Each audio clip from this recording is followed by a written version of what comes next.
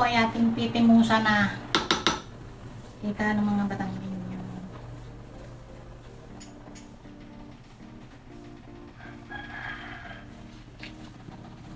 Sa aming tikme. Pinimusa na. Ate pong pitimusa na.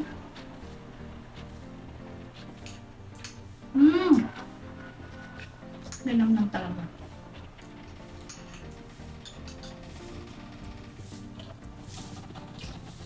Nagdala. Ayan yung cream cheese na magnolia, yung dinagdag ko ang lahok.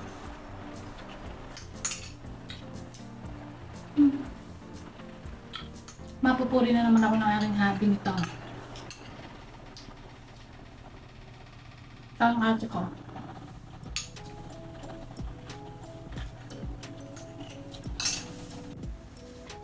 Ito na po, finished product natin. Yan, super creamy.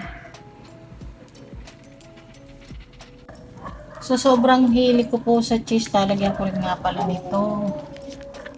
Ito, masarap din po kasi ito. Ka-blend. Hi mga kasutil! Welcome back to my channel. Ngayon po ay gagawa po ako ulit ng chicken macaroni salad in my version. Mas dinamihan ko po yung lahat na cheese para po siya mas malinamnam pa. Pero yung before po na ginawa ko, masarap na talaga siya. Ngayon, mas sasarap pa. Kasi mas nadagdagan po yung cheese. So, mas creamy siya sa ngayon. So, umpisahan na po natin ang paggawa. Itatungan niyo po ako. Dini ako pumesto ngayon sa loob na kusina. Kasi mahaba itong aming bahay. Ayan, gagawa po ulit ako ng chicken macaroni salad. Ngayon po, naganda ko nito. Nadagdag ako nito. Tapos, hindi na po ako nakapunta ng palengke. Kaya, ito na lang po ang aking gagamitin naman ngayon. Yan. As usual, lagi may ala cheesy. Cheddar cheese. Yan ito. Yan. This time po, white pepper ang gagamitin ko. Yan lang po ang mga lako. Tsaka yung chicken na pichu. Ito po, kaya ako mag-add nito kasi nasarapan ako dun sa nung natikman ko to. Sarap pala siya. Para siya may something na mint, tapos basta masarap. Hindi ko napaliwanag. Masarap sa panlasa ko. Sa sobrang hilig ko po sa cheese, talagyan ko din po pala nito. Nasarap nga pala rin, kaya hindi ko napakita kanina. Yan. Tsaka yan po, nahalbos ko na yung karning manok.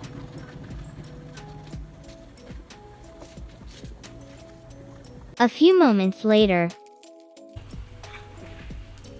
Ayan po, kasutil, naka-ready ng lahat. Ito, yung nagayat ko na. Ito yung cheese na may garlic. Garlic cheese daw. Tapos ito yung cheese pa. Ayan, crappy din cheese. Tapos ito po, ito po yung cream cheese. Ginayat ko na rin yung 2 pack. Sarap po siya, malinamnam. Naman po yung ating pasta. Kaya po may taklob kasi may paisa-isang langaw na lumilipad. Yan, mas dinamihan natin ng para mas malinamnam.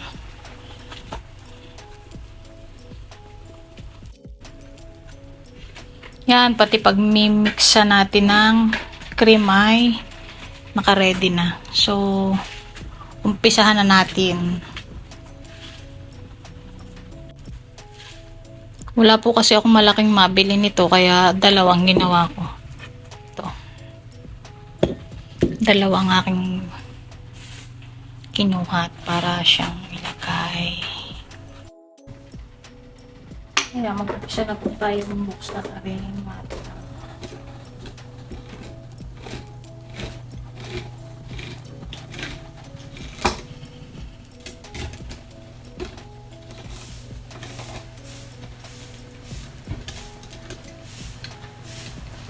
Yung bang ginawa ko dati is, kumbaga saan ni budget pero masarap na siya at maninam na.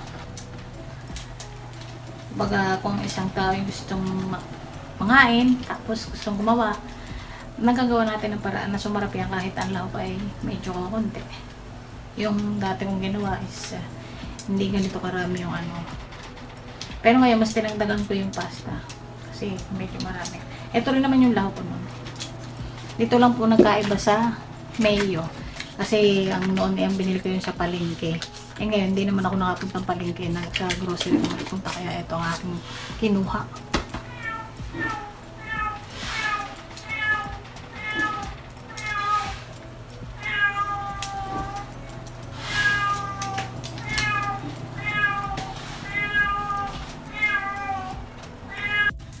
Tulad po ng dati, mimix po muna natin itong mayo and niloloko niya.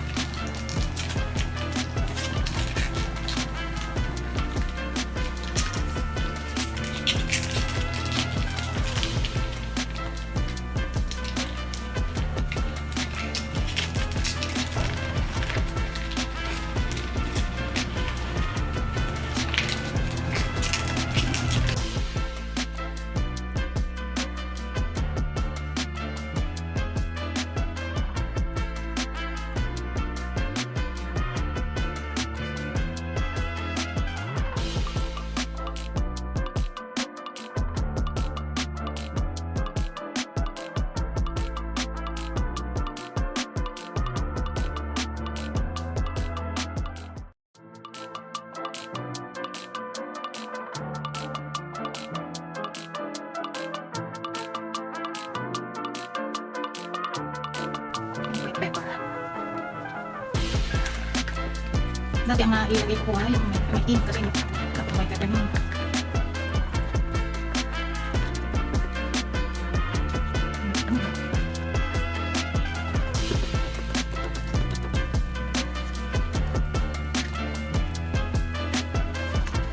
Dito.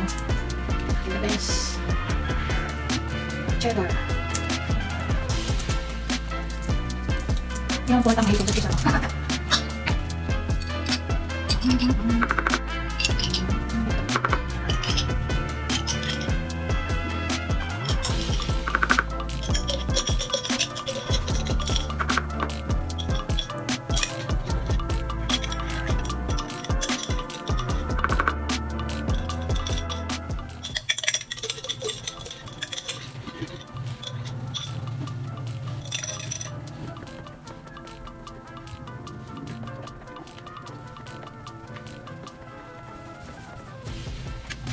Isa.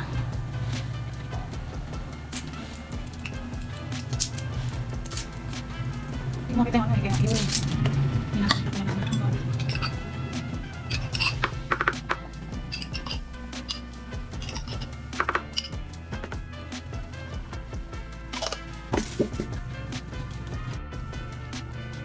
Nagtaga natin ang white pepper.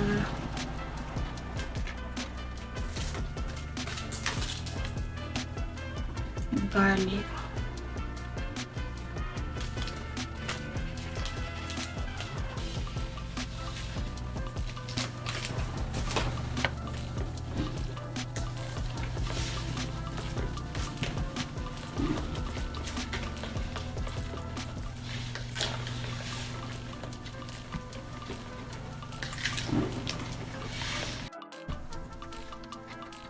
Ayan. Simulan na natin ilagay. Ito muna.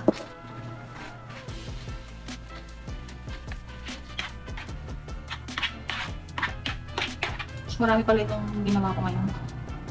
Para nung kasama.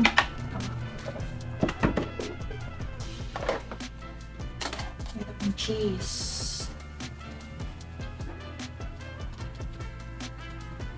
Malinis yung ang aking kamay. Ito po yung nagsabaw ng kamay. Kami na may garlic. Nahilig ako sa garlic kaya.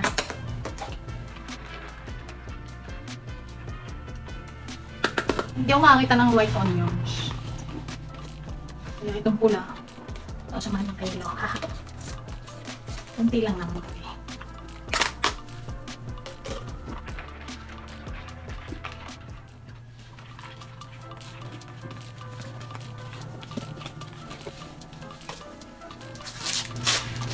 Another cheese. Ito pala yung cream cheese. Ito ang mga anong ilagay. Para siya yung cream.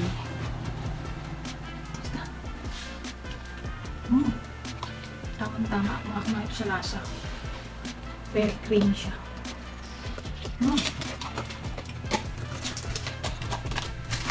Ito pa. Puro cheese.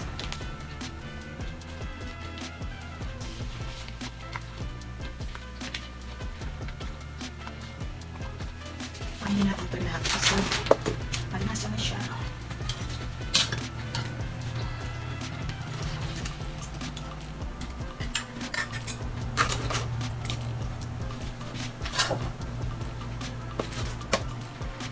Siguro tatawa kayo, baka sabihin niyo maasim itong aking mga kasi may paina. Ako hindi ho.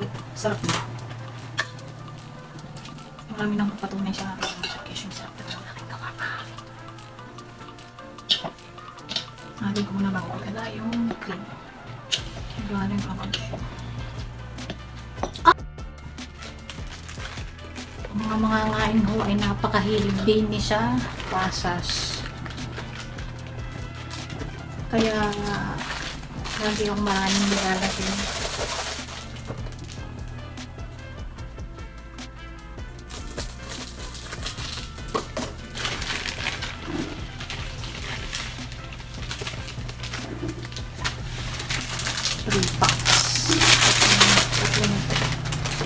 Ito ay 100 grams. Bali 300 grams. Talaga namang ang langoy kakulay pa ng pasas.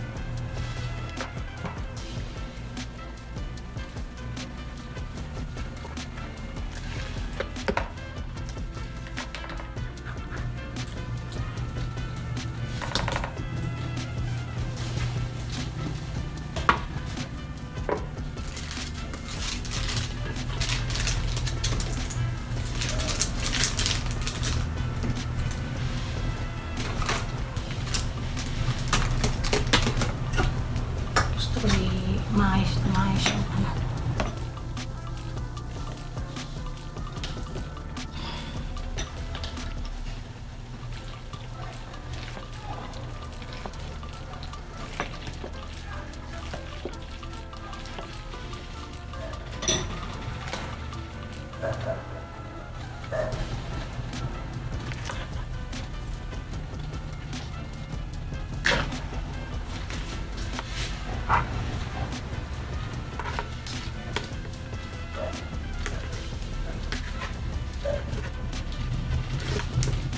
Nilahat na natin.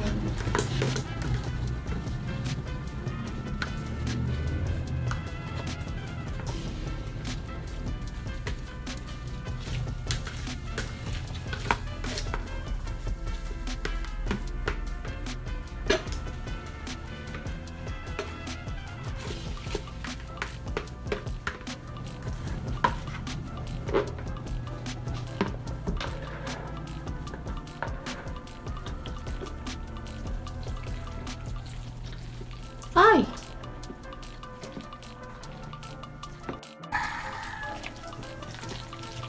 Ayan po, super creamy na. Ayoko po kasi ng iga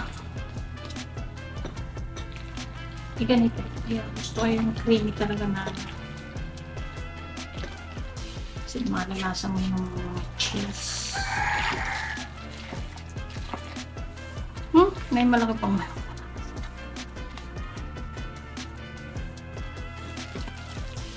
Hindi pa nagaya.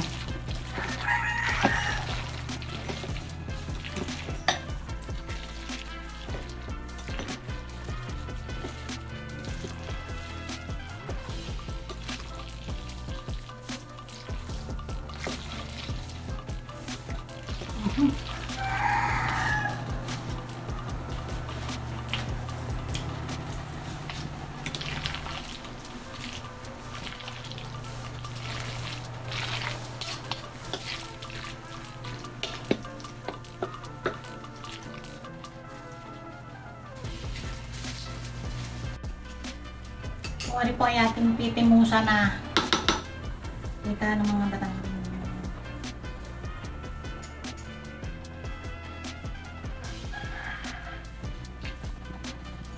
Sa may tikme. Hindi ka ate pong pitimusa na.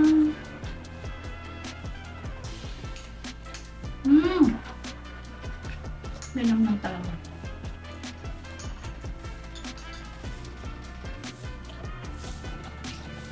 Nagdala.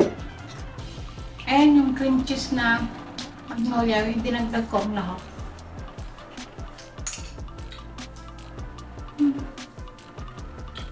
Mapupuri na naman ako ng aking hobby nito.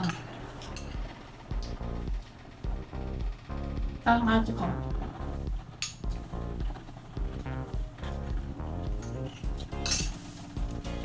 Siya po kasi nag-request nitong magawa daw ulit ako. O, 3 gawa na po namin ito ngayong December. Eh, yung ginagawa ko yung yung ginagawang hapunan. Ay po mga sutil. Fantastic.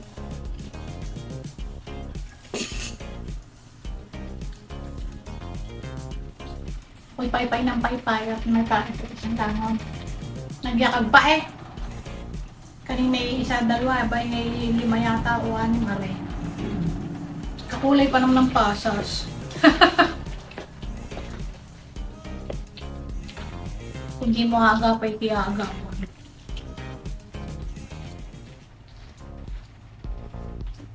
Ito po. Yan,